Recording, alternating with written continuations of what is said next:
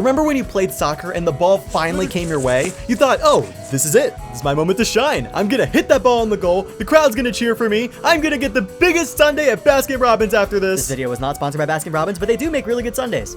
Well, imagine that, but with cars that explode and can jump in the air and drift and have explosive goals. And that's pretty much Rocket League. When the game released a few months ago, it came with this huge freaking social media hype wave. Everywhere I went, I saw YouTube videos, rave reviews, animated GIFs with cars spinning every direction. Rocket League just spread like wildfire and eventually got approved to be an esport.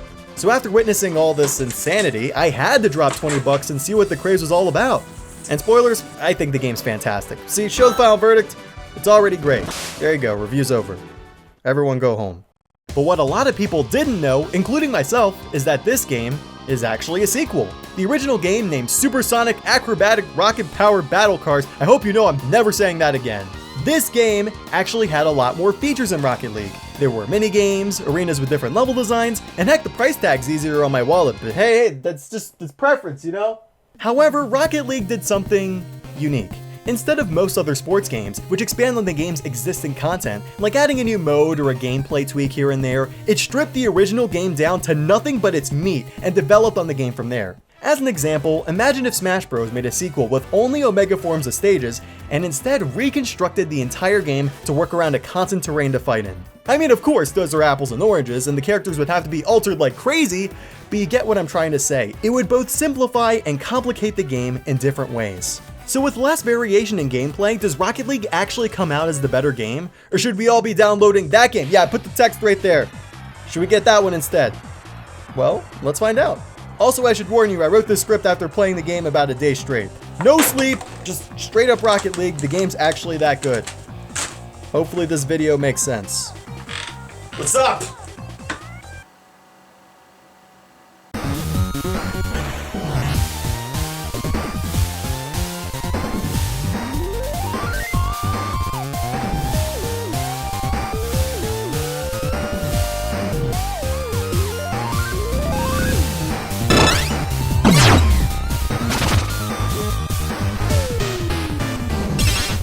Hey everyone, welcome to Balrog's Game Room, where today I've been playing sports. I've been doing Rocket League. I haven't slept in, It doesn't matter. What matters is I have a couple days before I die from exhaustion, so there's plenty of time to play Rocket League. So, is this intro over? Can I go back? Can I go back to playing? Cool.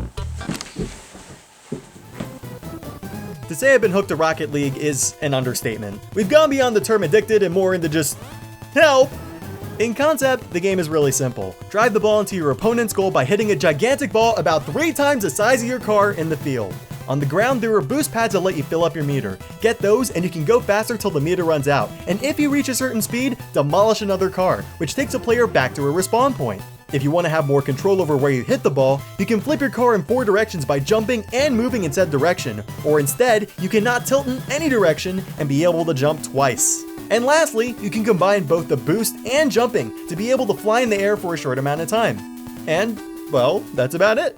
In concept, it's such a simple premise. And after you start playing for a while, you'll soon realize that no matter what car you pick, no matter what terrain you're on, nothing changes mechanically in the game besides negligible hitbox differences. It's all cosmetic, and none of your stats can be adjusted. It's an online game on an even playing field. So how the hell are tens of thousands of people playing this thing, and why isn't it repetitive?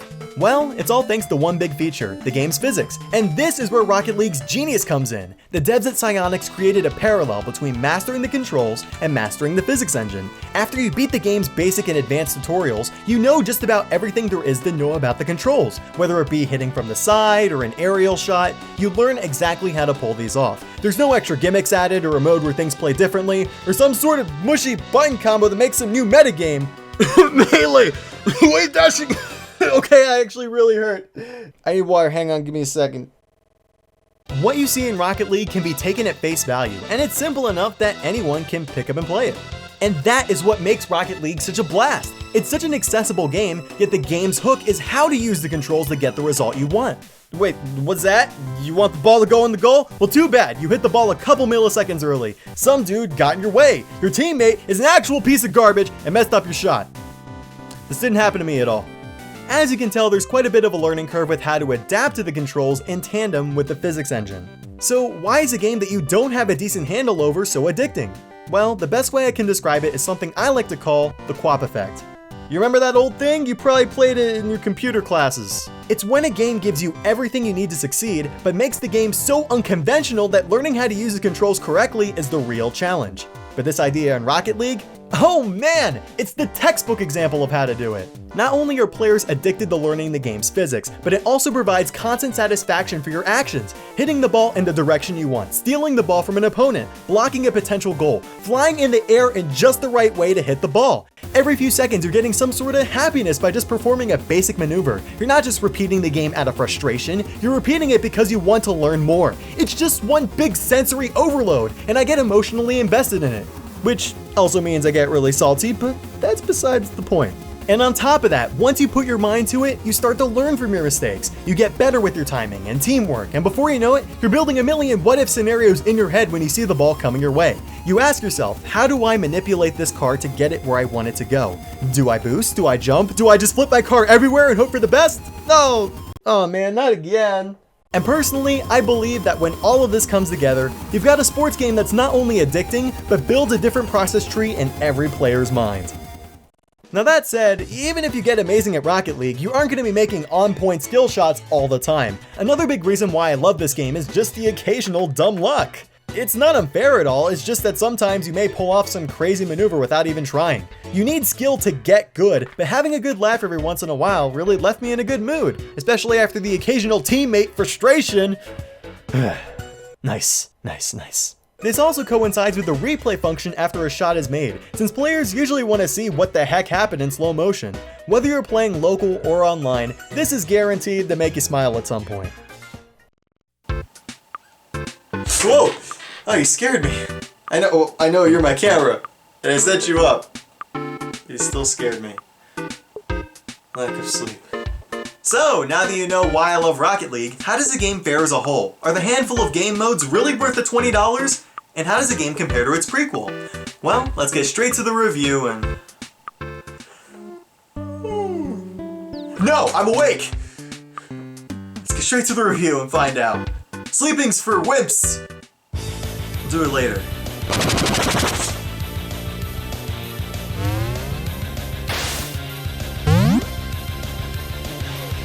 First up is gameplay, and it's a blast!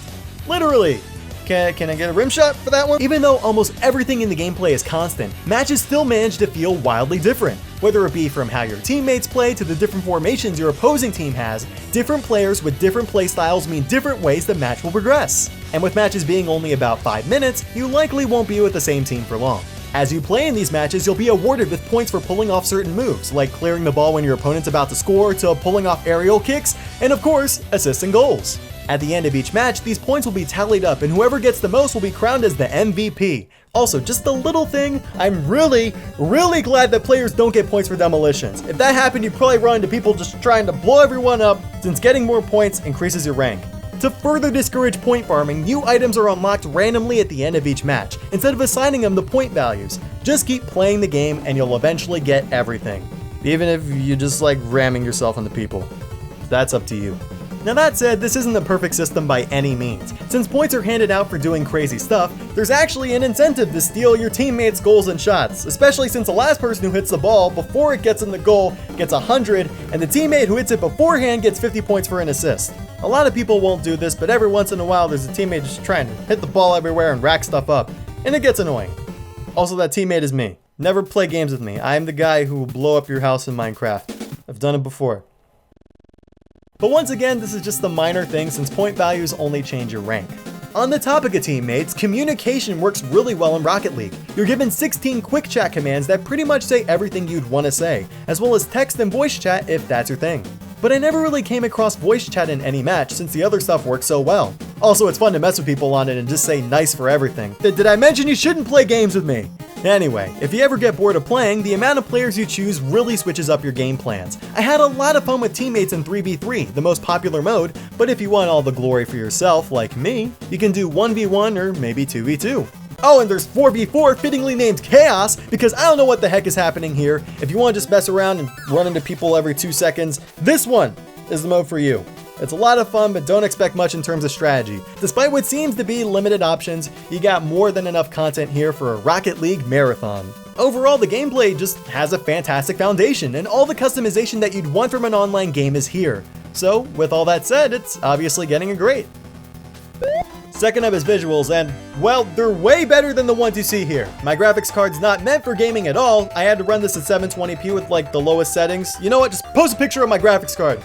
That's it. Man, I don't even know how I edit videos. When you get the game running well, it looks gorgeous. The lighting effects, the car detail, the decals and effects, the downright beautiful backdrops. This is one heck of a visual showcase. Each place looks so diverse that I had to remind myself that the game's layout was still the same. I've mostly been a Nintendo guy for this console generation, so seeing a PC and PS4 game run like this is just, whoa! It really opened my eyes to how great games look these days, so without a doubt, it's getting a great. Third up is sound, and the soundtrack is fantastic. It fits the futuristic tone of the game really well, and there's even some ones with vocals, if that's your thing. So if you like what you hear right now, I highly recommend buying the soundtrack.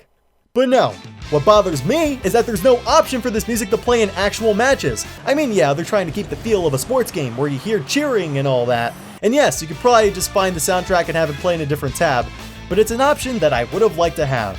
Maybe it's just a personal preference, but for me, it's getting a good. Fourth up is length, and okay, how do I describe this? This game had a lot more variety than Rocket League, but the problem is that while it was fun, the vast majority of players played on a map called Urban, which is what Rocket League's layout is based on. So instead of having different layouts at launch, the devs not only built the base game around Urban, but plan on bringing back these crazy maps soon in a free update in order to get more people to try them. Now in theory, this should open a whole new can of worms with how I grade length, but it doesn't. Even if Psyonix didn't plan on adding new layouts, I'd still give this a great just because of the endless nights I ended up spending in multiplayer, and that's not even counting season mode. Now this mode can be pretty fun. You can choose the amount of players you want and face off against other teams in a season format, but playing against AI, it's just not the same. Sometimes they're good, sometimes they score on their own goal, and no matter what difficulty you're on, stupid actions are pretty much guaranteed. You can do this in local co-op, but having online seasons with other players would have been really nice. It's good for practice, but the game really shines online, and I'm glad they spent the resources there instead. Throw in a ton of unlockable cars, boost trails, decals, and a ranked mode where you try to make it as high as you can on the leaderboards, and it'll be a long time before you see everything this game has to offer. So once again, it's getting a great. Whew. So with all that said, if there's something I've learned from Rocket League, it's that extra modes aren't what make a sequel great. Rocket League's prequel may win in the amount of content it has, but the sequel does just about everything else right. The graphics are way better, the controls are more fluid, the online experience is superb, and overall just feels like a more refined package. Psyonix put all their time and effort into refining one style of play and making it the best it can be, and succeeded with flying colors. No pun intended, but I'm sure you can put it that way. Every time I think I'm done with it, I go back and oh boy, it's 5 AM. Rocket League showed me that sometimes games can get too caught up in putting their effort on the wrong things, whether it be extra bells and whistles or trying to fix something players just didn't like. In many cases, this could make devs lose focus on what made their game fun in the first place. And if Rocket League as a sequel just tried adding new modes to its predecessor, who knows if it would have caught on like it has today. Of course, variety is key to keep players invested, but this game showed me that sometimes it's okay to focus on what makes a game fun at its bare essentials and just hold on to that one idea the entire creative process. Leave behind what doesn't work well, just make it fun. It's an exception to what we expect from sequels that shouldn't be an exception in the first place. Even though varied content will be added in the future, the base game alone is more than worthy of a great, and was the most fun I've had with the game in a really long time. I know I say that a lot, but this time it really blew me away. I was hooked to no end. I have no sleep right now. So, if you have a decent gaming PC or a PS4, I highly recommend this game, and there's even crossplay between the two systems. Randoms only though, but they're adding a patch soon that lets you matchmake between the two. Also, please use a controller. The keyboard controls are just overly complicated, and it's obvious this was built with the controller in mind. Just saying. Okay, I'm gonna pass out now. Good night.